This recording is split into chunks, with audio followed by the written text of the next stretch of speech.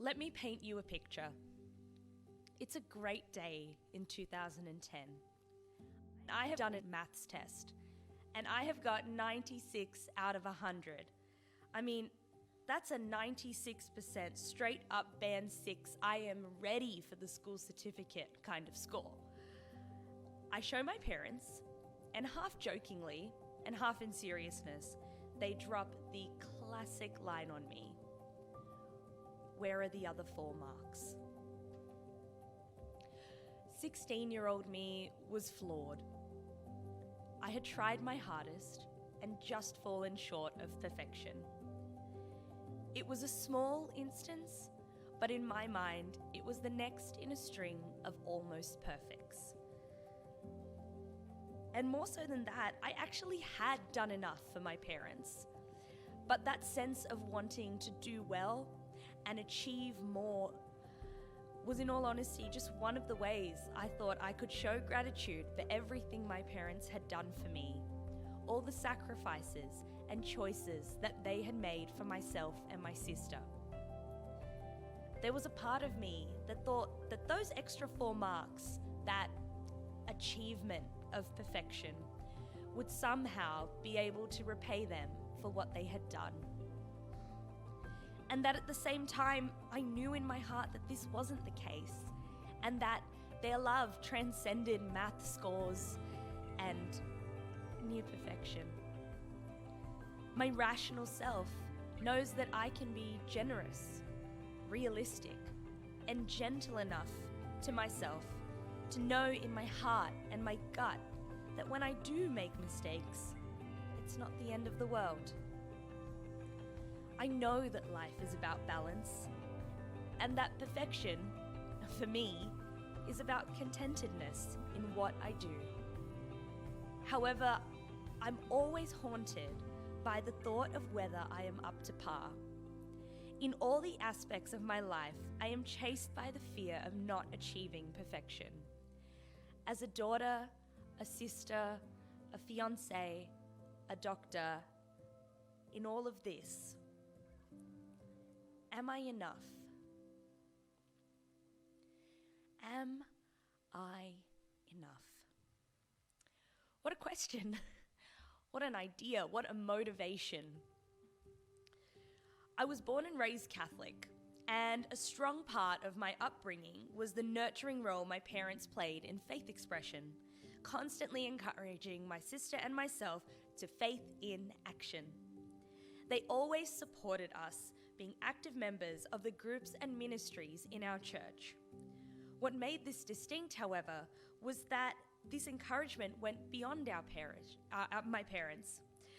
Our parish priests had always been incredibly supportive of faith in action, and they created a community of safety and welcome in which we as young women could lead by example as consciously appointed and recognized leaders among the vibrant range of fellow leaders in our faith context. In fact, the atmosphere of our church and the support of our family and other parishioners allowed us to exist simply as ourselves and be examples to others simply by existing. And yet, in the midst of all of this, there was always a sneaking suspicion that I wasn't doing enough, that I wasn't a good enough doctor to my patients, and that I could be doing more to improve their care. I felt that I could be doing more to share my faith by recognizing God in the other and embodying core beliefs like God is love in how I engage with the people around me. I think that I should be actively working more on my spiritual and intellectual self. I should have achieved more, aimed higher, done more for others. And then the future looms. And I'm genuinely scared that I won't be enough as a future practitioner, as a daughter, as a wife, and as a mother. I am frozen sometimes with this fear. The fear of not being enough in anything that I do. which reminds me of a recent occurrence at work. It was towards the end of a shift, and the call came over the loudspeaker that we had an emergency coming through the doors. Now, unfortunately, all the resuscitation bays were full, and so I had to try and help this patient with the resources that I had. So there I was in the ambulance bay. My patient was on the stretcher. Half their body was paralyzed. They were crying and they couldn't wipe away their tears. And they were just trying to hold on to my hand. And I was trying to put a cannula into their arm. This was the life-changing day for my patient. But this was the everyday for me. And my heart broke as I cannulated the arm, squeezed the hand in reassurance, and then left to go back to finish my work before the end of the shift. And in all of this, I tried my best to walk with this person. In the book Seeking Spirituality, Ronald Rolheiser captures this tension in pondering the events of our lives. As I fought within myself to stay and hold this patient's hand, I also knew in my mind and in my heart that the best way that I could help them and show love to them was to run the critical blood tests that they needed to help facilitate their management. I was in this emotional hell, this sort of rational purgatory, caught between what I knew I could do and what more I felt I should do. And this is how we live our everyday lives, existing as ourselves on a daily basis. And in my everyday, in that moment, as myself, I was left, as Rolheiser would say, holding it inside one's soul, complete with all the tension that it brings. Much like Mary did as she stood at the foot of the cross with her son in his last moments. I was carrying a great tension I must resolve. I was helpless to resolve and must simply live with. Was I doing or being enough in this situation? In every situation. There I was, searching for more, for the more. And haven't we all been caught like this? Trying to satisfy this need to be better and greater, struggling to be satisfied and craving to know the more, unable to be enough. Just as Mary walked with her son in his last moments, I was left wondering, who walks with me during the critical moments of my life? Regardless of what I had done, what I was doing, and what I had planned to do, it was and would never be enough. No gesture was adequate. And then I made a choice, a small choice. About a year ago, when my fiancé asked me what I wanted for Valentine's Day, I asked for a small cross on a chain that I could wear every day. Nothing intricate, just something simple. I had just started working in the emergency department at Westmead Hospital, and this was something small that would stay with me and be my reminder about who walks with me every day. And then another thought creeps into my mind. Who walks with me to remind me that I am enough? What if, bizarre as this should be, by living my life as myself, as a young Catholic female doctor, daughter, and fiancée, I am enough? What if my example, by my actions in how I live, is enough? And more importantly, me. Human me as I am is good enough for God.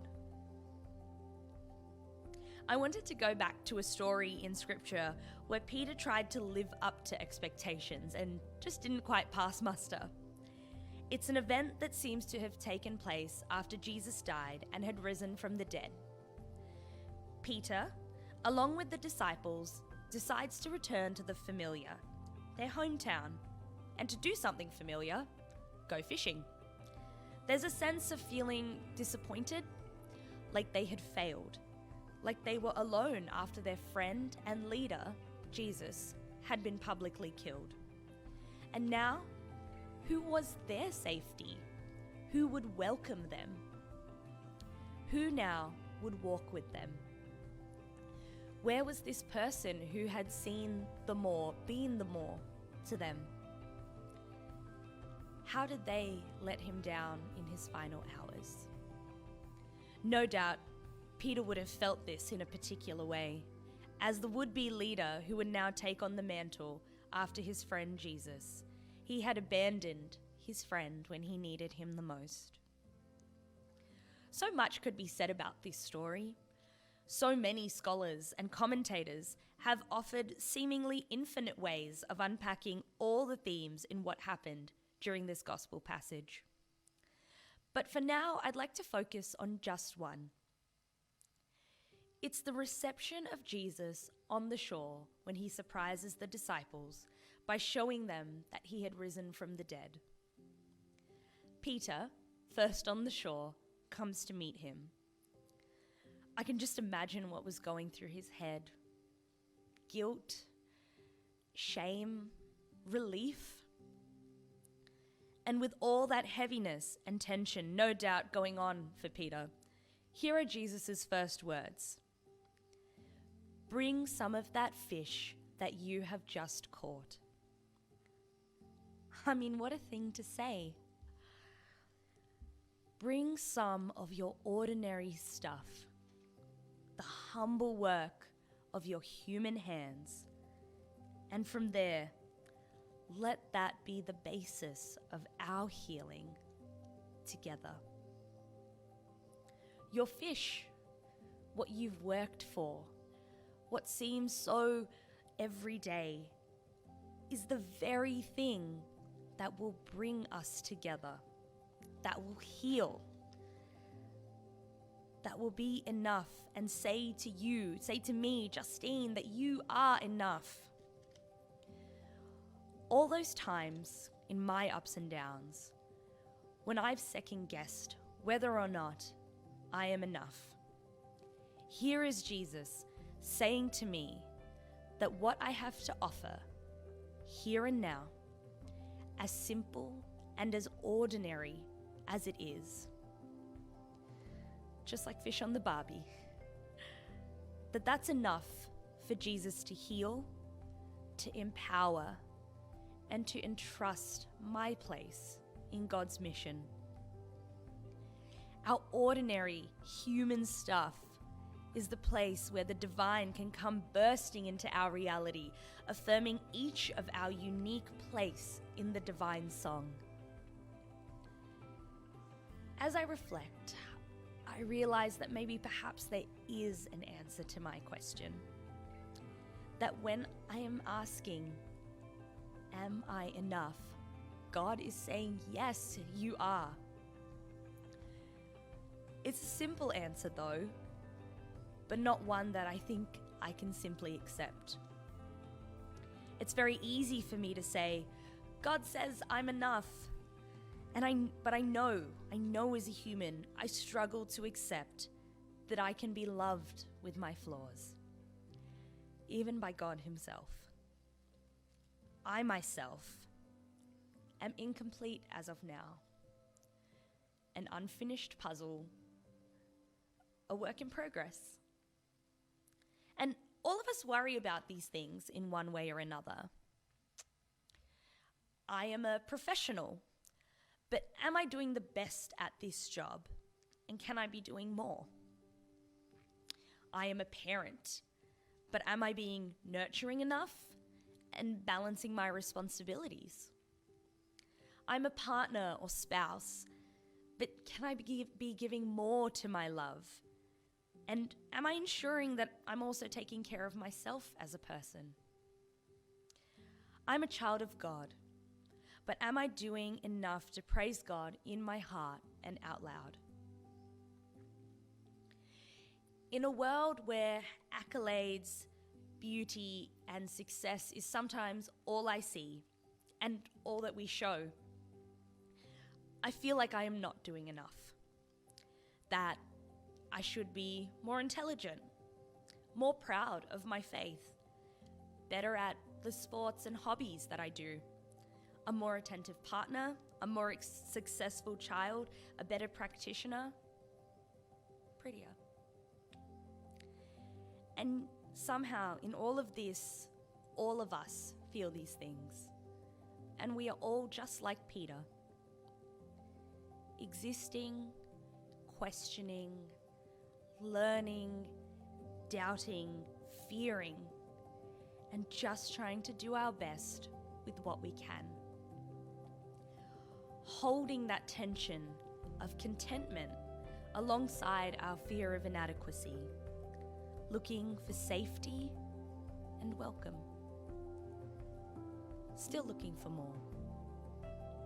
And that is enough for me.